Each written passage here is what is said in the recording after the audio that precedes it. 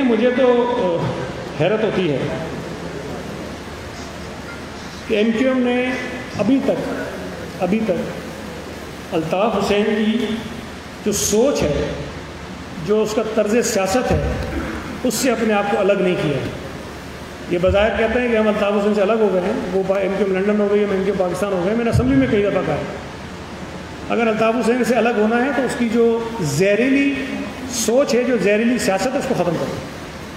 اگر الطاف حسین یہ کہتا تھا اور یہاں کے اردو بولنے والوں کو لڑاتا تھا، کبھی سندھیوں سے، کبھی بلوچوں سے، کبھی پٹھانوں سے، اور کبھی پھر اردو بولنے والوں سے، یہ بھی وہی ڈرامہ کرے گا تو فرق کیا رہے گا؟ میرے لیے تو الطاف حسین آج بھی یہی ہے۔ اگر جو باتیں الطاف حسین کرے گا وہی باتیں خالد مقبول کرے گا تو میرے لیے الطاف حسین تو خالد مقبول سے نہیں کیے۔ الطاف حسین کی شکل سے ہمیں کوئی تھوڑی بیر تھا، ہمیں تو اس کی طرز سیاست سے، اس کی نفرت انگیز سیاست سے لڑائی تھی نا۔ اور وہ سوچ، وہ طرز سیاست اگر آج بھی ہم کر رہی ہے تو الطاف حسین میں اور ان میں کوئی فرق نہیں ہے۔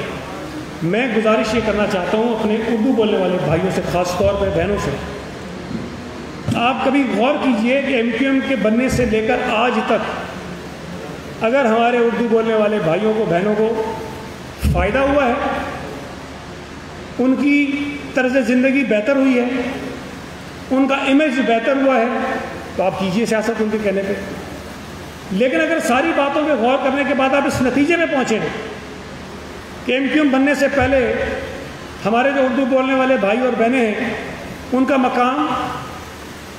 ان کی جو قدر و منزلت تھی، ان کی جو اہمیت تھی، ان کی جو عزت تھی، وہ زیادہ تھی آج کے مقابلے میں، تو آپ کو غور کرنا چاہیے۔ دیکھیں ایک چیز بڑی واضح ہے، اور یہ بات میں کئی دفعہ کہہ چکا ہوں، اگر کوئی یہ کہتا ہے نا کہ ہم یہاں سے، اس شہر سے اردو بولنے والوں کو نکال کے پھینک دیں گے، تو وہ احمقوں کے دنیا میں رہتا ہے، یہ نہیں ہو سکتا۔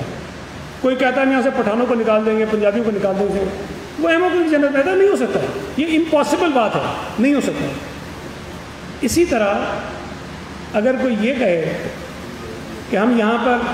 کراچی میں کسی اور زبان بولنے والوں کو آنے ہی نہیں دیں گے، اس سے بڑا احمق کوئی نہیں ہے۔ اگر ہم یہ بات سمجھتے ہیں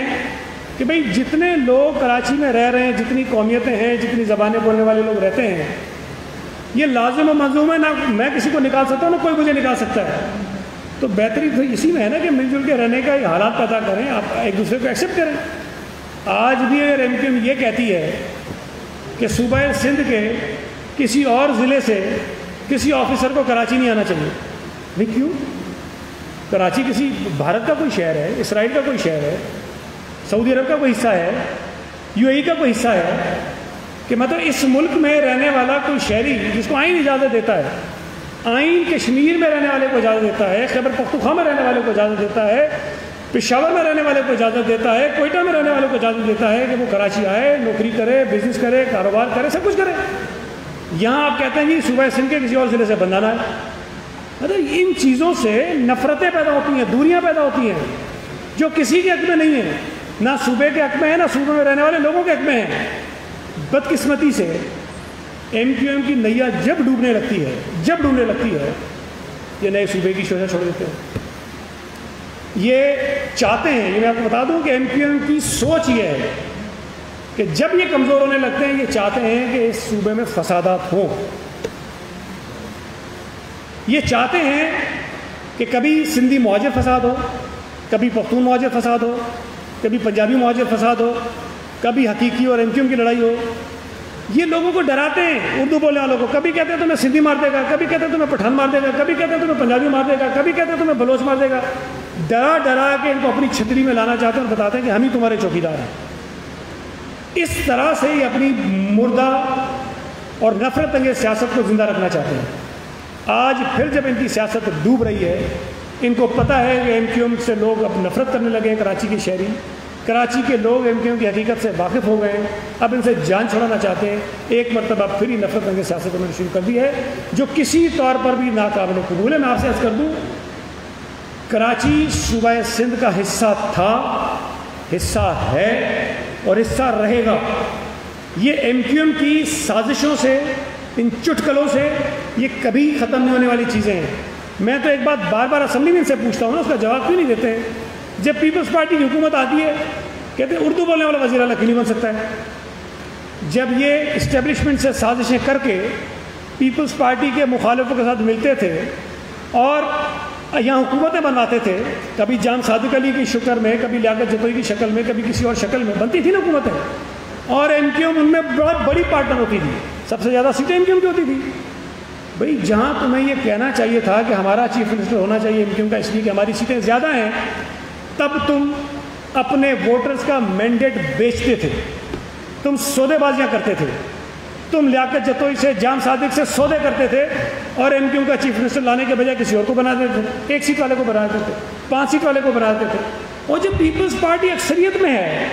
تو بھائی پیپلز پارٹی کا حق ہے نا کہ جس کو چیف منسٹر بنائے۔ ہم پہ وہ کہتے ہیں یہ ہمارا ہونا چاہیے، اردو بولنے والا ہونا چاہیے، فلانا ہونا چاہیے، کراچی کا ہونا چاہیے۔ بھائی آپ سے کوئی ڈس ایگریمنٹ نہیں ہے،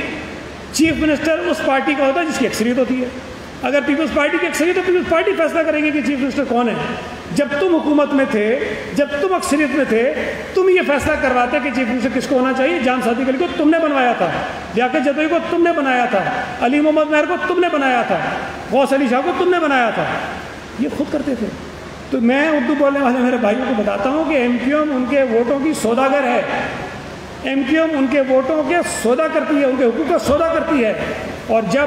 حالات ان کے ہاتھ سے نکلنے لگتے ہیں تو پھر ان کو لڑوانے اور مروانے کے لیے آگے بھیجتی ہے۔ اس وقت ہمارے صوبے میں ضرور اس بات کی ہے کہ یہاں بسنے والی تمام قومیتوں میں محبت ہونی چاہیے، بھائی چارہ ہونا چاہیے، دنیا ختم ہونی چاہیے، لڑائیاں ختم ہونی چاہیے، اور بجائے اس کے کہ یہ کوئی پازیٹیو کام کریں، یہ پھر اسی قسم کی الطاف حسین کی جو سیاست ہے اس کو آگے بڑھا رہے ہیں جس کی ہم مذمت کرتے ہیں۔ یہ کر لیں، انہوں نے آج مظاہرہ کر رہے ہیں نا، کوئی کر لیں، یہ کہہ رہے ہیں کہ ہم نیا صوبہ بنانے نہیں کر رہے ہیں، اور انشاءاللہ تعالیٰ آپ دیکھیں گے کہ ہم نیا صوبہ بنانے کے خلاف، ایم کیو ایم کی نفرت انگیز سیاست کے خلاف، ایم کیو ایم کی اس صوبے کے لوگوں کو لڑانے کی سازشوں کے خلاف کچھ دنوں میں ہم بھی ایک جلسہ اور مظاہرہ کر دیں گے اور ان کو بتا دیں گے کہ کتنے لوگ اس میں تھے، کتنے لوگ ان کے خلاف آتے۔ بہت شکریہ۔